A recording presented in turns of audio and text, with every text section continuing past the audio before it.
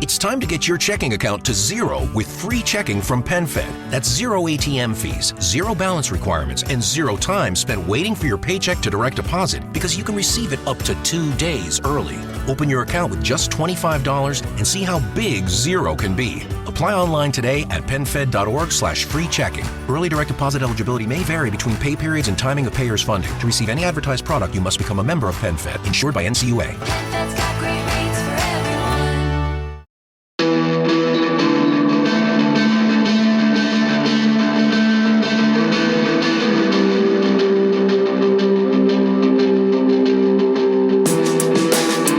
What is up, everyone? I am Jeff Lund, and this is the Mediocre Alaskan Podcast, where we are intolerant of weak-minded attitudes that keep people from pursuing new and exciting things in the areas of fitness, outdoors, and general lifestyle. I'm going to talk about upgrading gear with my buddy Jesse Knock today in episode 18. I'm going to talk about specifically optics and how in the last year me upgrading my optics hasn't changed really the way I hunt, but it definitely has enhanced the productivity, possibly.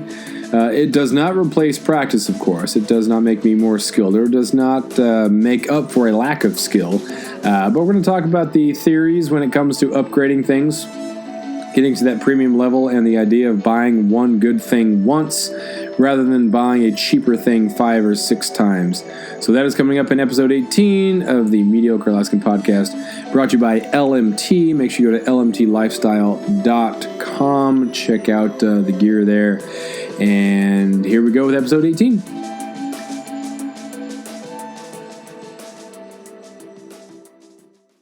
Saw a couple deer in the road on the way. Bucks or does? No, I didn't see any antlers, but there's one big bodied one. I'd imagine is probably a buck. I saw one 2 weeks ago that was. He definitely didn't look like he was going to make it to the winter. He was standing in the edge of the road, like mid stride, stopped, like didn't want to move, like out of the road. And I drove right by him, like it looked like Roebuck, but I saw him walk across the road, so I knew it was a live deer. But he stopped like mid stride and was just like standing there as I drove by, looking out the window, like, "What, dude? You better get off the road, little Ford." Right at the high school, right at Craig High School. Oh yeah, yeah. There's quite a bit around there. It seems like it's nice taking inventory on the way to work. Yeah, in the headlights. Yeah, kind of get a feel for what the rut's doing. And when I first moved over there, I was honking bucks off the road here before last. Like, wouldn't get off the road. Little fork and horns, and this year I saw very few. Yeah, a couple. There was that KTUU story or whatever you see that was being posted around about. It was funny that, like, how did that get any sort of traction? Because it hasn't been the narrative that's been around that no deer. And then the picture or the video that went with it was, what, were those goats or were those rams? I didn't even see. Doll sheep. Doll sheep. Like a band of rams. We don't even have on Prince of Wales. Yeah. Yeah, that was, well. I got a good laugh out of that. A couple of the jokes on the thread are pretty funny about being such a shortage of deer that they're using stock ram footage for Prince of Wales. But yeah, it's kind of eye-opening that it's getting traction, like you said, in the mainstream media. I'm sure somebody knows somebody that contacted somebody and something was going on because, he talked to the biologist last year on this island and he said that this is the good old days of deer. Yeah. And the pellet counts they were doing and the aerial flights said that there was more deer than almost there ever has been. When I talked to him in June on Revilla, he said that I think there was 20 or 19 deer already killed on the road system hit, and he said on an average year it's less than that through the entire year, and they were already at 20 or 19 in June, so he thought it'd be he said right there, it just shows you the numbers of deer, coming to town and just the population, but I don't think that's the same on Prince of Wales, but no. Those the edge years when things are good and they're not quite as good as the year before, but that's not just a normal undulation. That's kind of the edge of a greater dip, and you're not really sure where you're at, if it's going to bounce back up or if it's going to go down, and it seems like it's gone down substantially. Yeah, it's and you're seeing bucks, you're seeing deer. I saw fork and horns, and I saw younger bucks, but what I didn't see that was somewhat eye-opening to me was the mature bucks that you see, the ones in the headlights. You know, you're not seeing mature bucks every time you go out, but you also see them in your headlights, and you hear about people shooting bucks, and there's always some buck every day that's shot that's, you know, world class on the island, and then nobody's getting them, and you're not seeing them. To me, that's the first ones to go, is the big old bucks that are at the end of their timeline, and they're just tired from the rut, and they're beat down, and a little bit of snow happens, and a little bit of ice crust on the top, and those things with the hoofs can't get through them. Those wolves it's playground for them. They just run and run and run things to death, pretty much. So yeah, it's pretty rough. I saw a lot more wolves this summer than I ever have, and side of the road, up in the mountains, just pretty much everywhere. I didn't see them every time I went out, but it was noticeable. But that's the way it is. As far as it's Christmas time. You know, we've got Christmas in 2 days. I didn't get anything optics-wise this year. And I just remembered back, and I was appreciating last Christmas, because sometimes you get the Christmas present, and for about 2 months you love it, and you forget about it. But getting the optics, figured out last year was something else. Yeah. I had gone with, I don't know what brand it was just a $60 pair of binoculars, and the model was a Trophy, I think, or something like that. So it was like a Bushnell or something like that, Trophy Hunter. And I remember being on a couple hunts, and I'm looking through my binos, and oh yeah, that's a doe. But it has real binoculars. No, that's a fork. I'm like, what are you talking about? But these binoculars were so poor that you couldn't even differentiate between an ear and a horn. And so once I tried his, I thought, wow, that's next level. And then got the Vortex Razors last year, the 1042s. And then Vortex rangefinder, the Ranger 1000. Great model. And then spotting scope. And I'm set. This is Arsenal. It's good. Yeah, I remind myself, I don't need gear this year. I don't really have anything that I'm really I did get an AR, so I'm thinking about getting a little scope for that. Nice. But, what do you go with optic-wise? You know, I run the Razor line too. That's the best that I found. That's the top tier for Vortex, and I have no complaints. It's saved my body tremendously being able to glass across a canyon and pick apart what you want, rather than be young and dumb and just think, well, let's just hike over there and let's see what's over there, and let's hike back over here and let's hike back over there, and then slowly your mental just drains, and then you don't want to go over there anymore, and then you're thinking of something at home, and it's sounding a little bit better and better, and then you make excuses. Oh, I can come back next weekend, or I still got some time in the season, rather than really hitting it hard like you should from the gate, right out of the gate. So, it's crazy how much it's helped me hunt, and not even just in the trophy aspect, but just like I said, just saving your energy, saving your legs, sitting there and really seeing what's out there. And I really learned, and glassing was on a Dall sheep hunt I went on in 2011 with Bo Dale, a good buddy of mine, and we had a spot and scope, and we had binoculars and everything, and it wasn't top notch gear, but it got the job done. And we're looking across a canyon, and we slowly look, maybe 10 minutes, and that was about my average of glassing before I really got into it. Was, I'm going to look at this. Oh, there's nothing there. Let's move on. And we ended up eating lunch, doing something, and I think we let some hours go by. And from the first glance, we didn't see any sheep. And we're talking bone white sheep in a landscape of green. So you'd think you would see them immediately, but nothing. So we sat there and eating Sour Patch Kids and such and stuff like that, and fueling up. And another couple hours go by, and we keep glassing. And after a while, we end up realizing that there was 14 rams on that hillside that were tucked in rocks and little spots that we couldn't see. And just from relaxing, taking your time, and just being patient, just glassing, we were able to spot all these rams, and they started coming out of the rocks there and coming down to feed in the meadows at the bottom of the valleys. And that was kind of eye-opening for me. That was Bo's spot and scope, and ever since then I was like, man, that's the way to go. Because I always thought it was, spot and scope, they're trophy hunting, they're looking for the biggest animal on the mountain. It's not that case. It's just, it's hunting smart. Yeah. Smarter and harder. I'd been out with people who kind of use their scope as the perusing the side of the mountain with the scope, which it's fine. It's not necessarily, as long as you don't have a cartridge in, whatever. They say, don't even put anything in the scope that you're not ready to shoot. But okay. But if you want to really get a good idea, like you were saying, of what's out there, and is it worth my energy to go over there, and what exactly am I looking at, and what am I not seeing through poor binos or a spotting scope, or not, if you don't have one. I was first exposed to it when we went on that goat hunt, and I brought a pair of binos, and I didn't even bother bringing them out. Once I had used yours, I thought, I'm embarrassed. I'm ashamed of what I have, so I'm just going to put it away. But filming those wolves through the Razor spotting scope was crazy. Just to get that clear of a picture from that far away, and then the little mount thing that goes on it was pretty.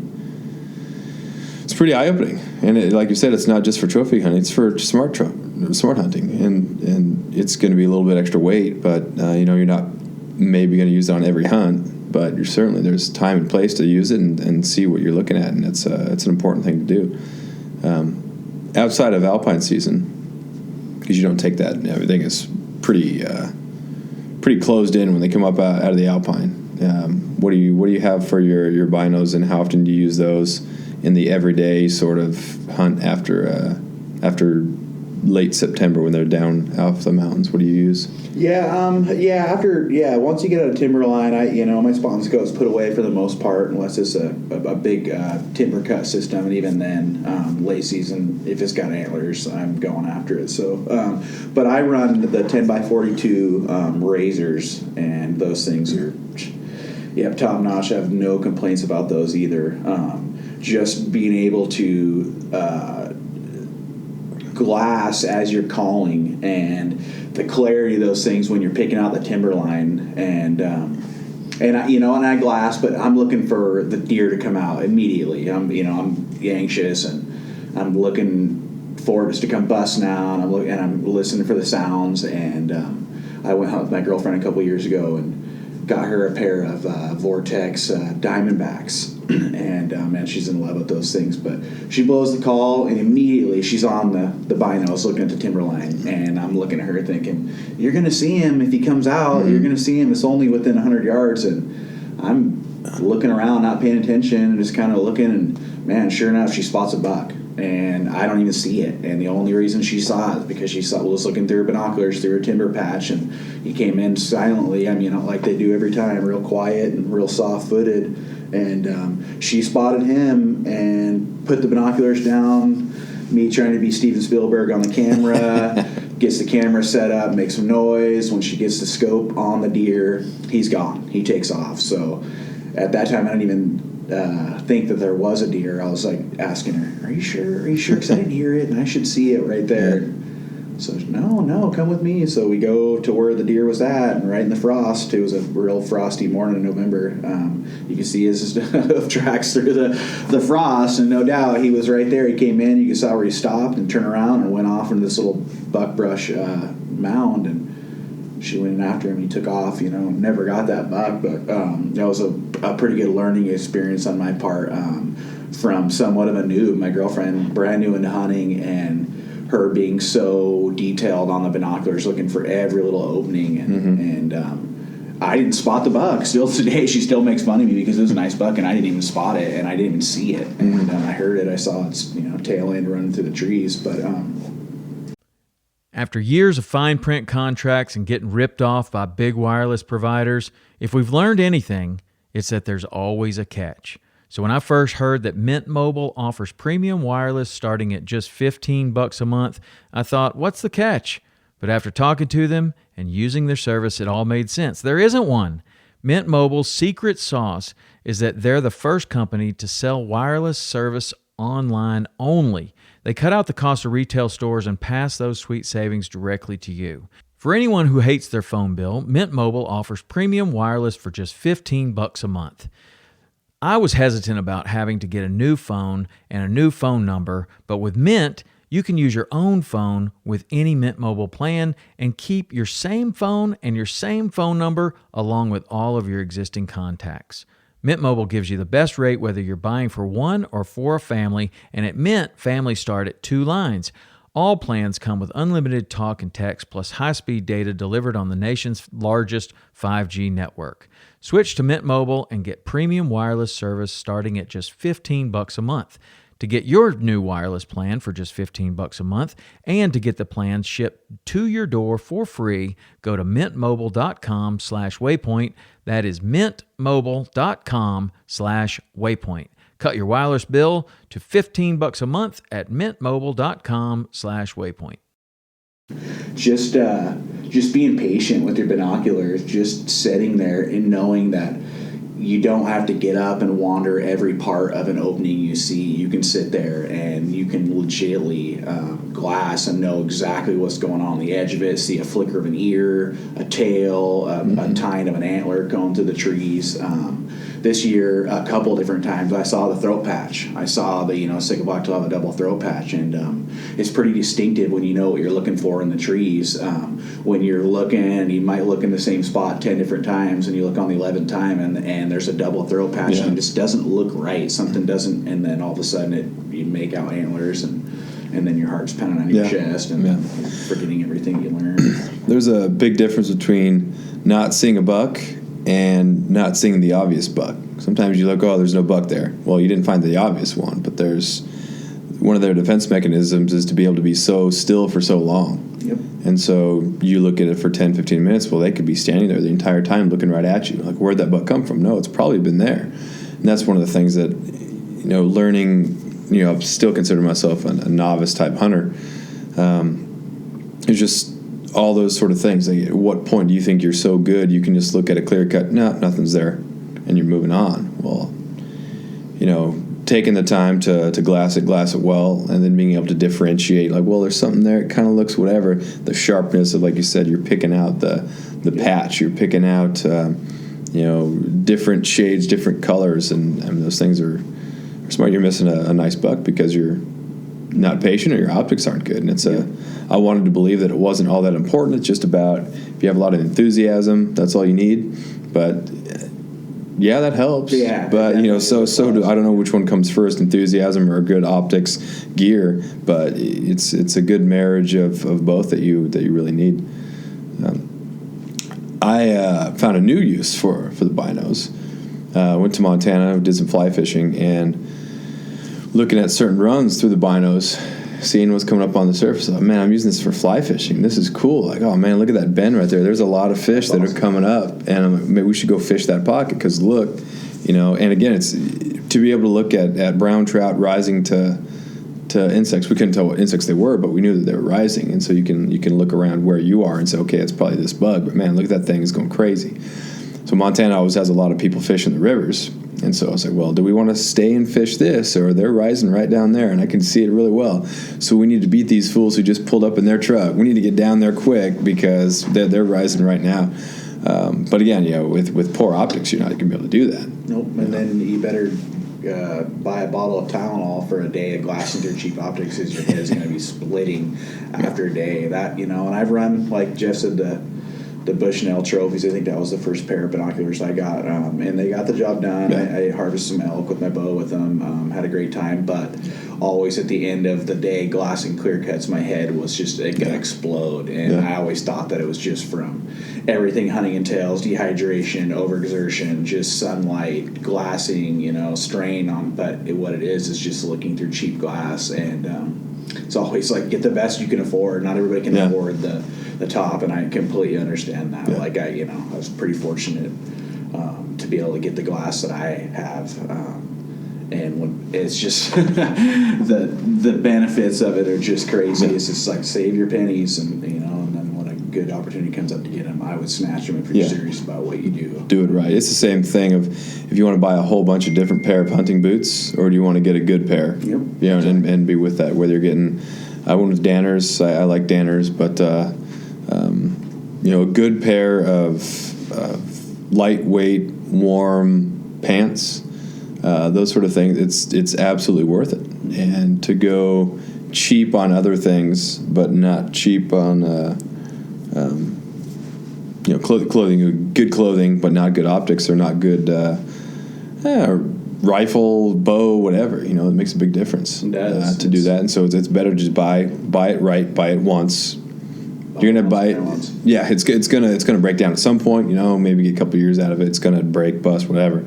But yeah, just do it right. Mm-hmm. And here, in Alaska, like the type of hunts that we do, whether it's float plane, whether it's a boat into a remote area, or just hiking off a trail back far in, like, you don't want to have cheap gear back there. You want to have good gear that's going to hold. It's going to make or break the hunt, especially on a float plane hunt. Like, you don't have binoculars and you're looking for Dall sheep, good luck to be able to tell if it's a full curled ram or not. A trophy billy, 9-inch billy to a 10-inch billy is an inch. Yeah. So you're talking, it just goes back to the opposite again. It's like, how much do you need them, or if you're just looking for any animal up there, you're probably fine with just a, mid-grade pair. But if you're really looking to count rings or, see full curl or count inches on 4-point spreads on a blacktail, whatever you're into, just the tool is just, it's tremendously helps. I had, I can't remember what it was, whatever scope came with the rifle that I bought. It was maybe a Weaver, which I really liked. It was good. But on more than one occasion, maybe twice or 3 times, a little bit of moisture on the lens itself. And so it's go time. You see the buck and then you put the scope on it, but just the water in there, you can't see through it. It's over. That happened once this year. I have a Razor from Vortex. I think everything I have is the Razor. And there was a little bit of humidity on the outside of the lens, but I was able to see through it sharp enough and clean enough. And then you just take a little wipe on it, and it starts out so sharp that if there is a little bit of moisture on the outside of it, you still have a clear shot. You're still in really good shape. It's not go from like a 5 of clarity down to a 2 because it's raining or whatever, and you're going to be in rain. There's going to be it's just the weather here that's going to happen. So starting off with such a clear, sharp image to start with, huge difference. I know most of the stuff you do is with bow hunting. That might be the next thing, because I have kind of the starter bow. Got me a buck this year, but man, that's it could be the next purchase. Yep. You go Hoyt, right? Is that? Yeah, that's what I've shot pretty much my whole life. I had one other bow when I was younger. I think like a PSE, just like a starter bow. But no, I remember my dad going to the store with me and picking out a Hoyt bow. I can't remember what it was called. And I just remember the golden apple on it on the emblem. And man, I shot that thing till I outgrew it, and then kind of had some things change my life. Got back into hunting again, and then I literally was not even set on Hoyt. Went down to the archery store and said, give me 4 or 5 of your best top shelf brand bows that you have right now, the newest of the new. And they brought them all in there at my draw length, and I shot every single one of them back to back. And every time it was the Hoyt that I was like, man, this thing, it just blows the rest of these out of the water. Like, it's just the deadness in your hand when you shoot, the no shock, the riser, the pattern they have on that is just amazing. And I still shoot bows every chance I can get, and I always go back to Hoyt. Something about that, and it's not even the name, And I go back to the name because it's never done me wrong. Not one time have I ever drawn that thing back, wanted to draw it back, thought about it. It has not done exactly what I wanted to. It's never failed me, and when equipment treats me like that, like, I'm going to support that company. And people go back and forth about being name brand whores, but when something treats you that good, why change? It's like, why go to something different? And I got buddies that they have the same bow. Like, I just sold my Hoyt that I had since 2006, and I got a new one 2 years ago now. And I love it, but I still want to shoot that first Hoyt I had. It feels like home. It's a heavier aluminum riser bow, but man, that thing is thing's top notch. So that's. Well, it's not even necessarily that this premium brand is better than the other one. It's just the one that you prefer. It's not like it's with fly fishing. I started off with kind of the starter kit. And this is the best, fly rod for the money. And then once I casted a premium one, I thought, oh my gosh, that's what I've fly fished long enough to be able to understand the difference and know the difference and appreciate the difference. And this is a big deal. And so my premium fly fishing just happened to be Sage. You're like, oh, I'm all about Sage. Well, there's other really good brands. Some people are like Winston, and I'm just sure they're just as good. It's just that I happen to go Sage, and if I were to have some Winstons, maybe I'd like them just as much. It just happens to be how it plays out. Yeah, so some people are like, oh, well, you're all about this. Well, why? Well, I don't know. It just happened to be the one that I have, and I really like it. Yep. And it might be just as good as what other one. You have this brand, and that's great. But I'm kind of thinking that the more I shoot the bow, that I'm thinking this might be something where I'd like a little bit more performance in it. And PSE has some better models, so I don't know, go up the ranks there or go to a different brand. But yeah, that's the same thing, upgrading and getting exactly what you're happy with. And finding your confidence. I think that's the biggest thing is, because no matter what anybody says about having even the best optics, there's people doing it with the cheapest of cheap, and they're getting it done year after year. There are people hunting in plaid shirts and jeans that that kill more and bigger animals than people with the high-end gear, and it goes back to every time people are like, oh, you're set on your brands, and it's like, that's a system that I've found that gives me the most confidence in myself, and when that does build confidence in yourself, to me, that's everything. Mental is everything on the mountain to me. I mean, physical, obviously you have to, be in physical shape to be able to do the things they do, but the mental part of that, I can't stress that enough. It's just being in a good mood on the mountain, just being knowing, optimistic. Every day is going to change. The cards are going to shuffle every day. 4 days in a row, I haven't seen anything bigger than a fork and horn. Well, man, maybe on that 5th day, you never know what you're going to see. And the brands that I found, I can't get away from, because this is something that it's a part of me. It's my unit now. And everything that I found, it's just like it fits me now. And I've had the same Sitka gear for going on 3 years now, and I had the same bow for 7 or 8 years, and everything just kind of it's got to take a big step for me to change, like a brand or a model or something. It's got to be something out of this world for me to kind of change, because I get in my little rut. Why, and why would you? If everything works, why would you change it? Exactly. Especially if you're getting to like that sort of, hey, I wanted this in gear, or I wanted this in optics or a gun or whatever bow, and now I have it. Why just change for the sake of changing it? It's that trust in what you have. I Mark all the time about on threads, social media threads, and obviously there's no argument. Vortex is no Swarovski. It is no Leica. But you're not paying $2,600 for a pair of binoculars. You get what you pay for. Yeah. If you buy a $1,300 pair of binoculars, this is a $1,300 pair of binoculars. It's not ever going to be a $2,600 pair, or else it would be $2,600. So, get what you can get. Yeah. Just, it's like, it's funny that everybody's the gearhead now, and it's almost like it's a competition now. It's like, I got the best of the best, and awesome. Teach their own, if they can afford that, and if it makes them confident on the mountain or in the timber or wherever you hunt at. I mean, that's just, do you. Yeah. Like that's. It makes it a year-round thing too. It gives you something to talk about, and it kind of puts you mentally in the woods, even though you're not in the woods because the season has ended. Mm-hmm. So up here we have a really long deer season, but then the conversations about the gear to get the entire year, that's a next 7 months people are going to be talking about it, thinking about, all right, well, how could I have improved over last year? A lot of it's mostly just skill. Like, you just need to shoot more. Yep. It doesn't matter what you buy, just shoot more. Mm-hmm. Practice more. Shoot from different angles, shoot from different rests, shoot from, do all that stuff, because that's the first thing.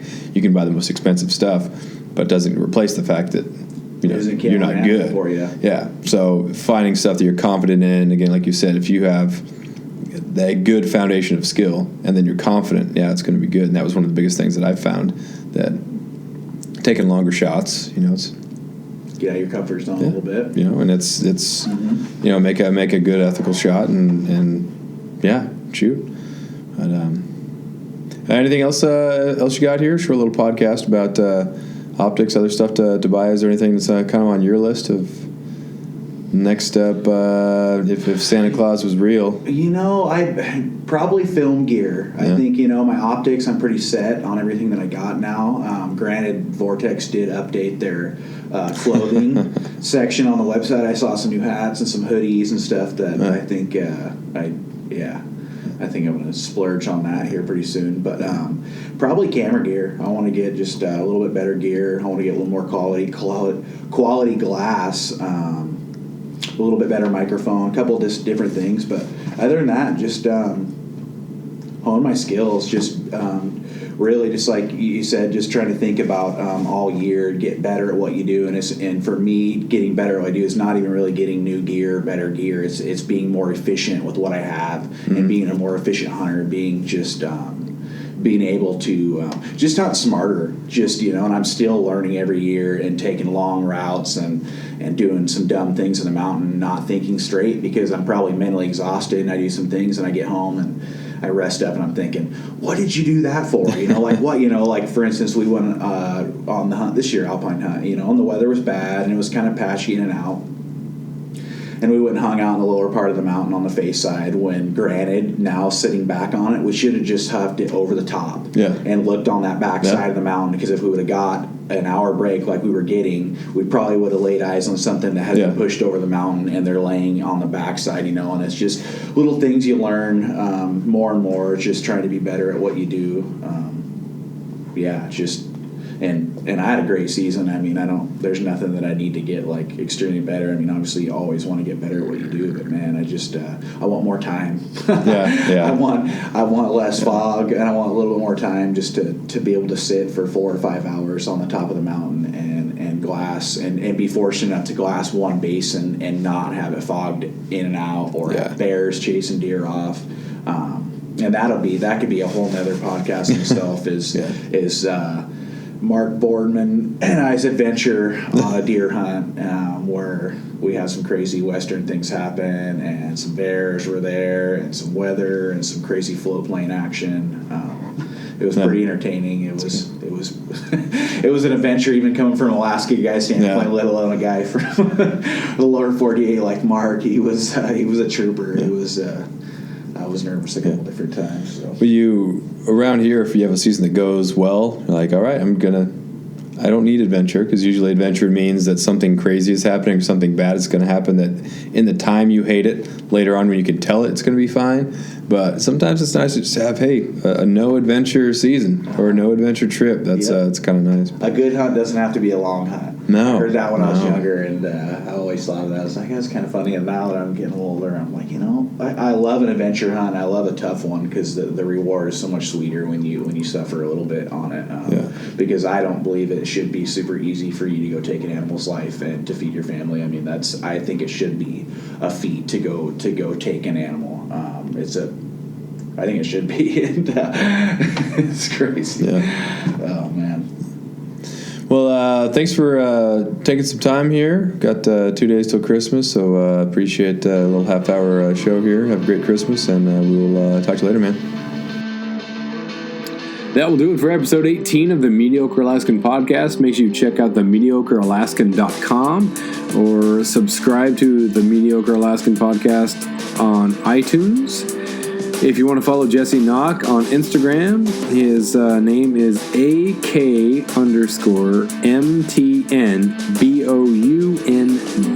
That's Jesse Knock.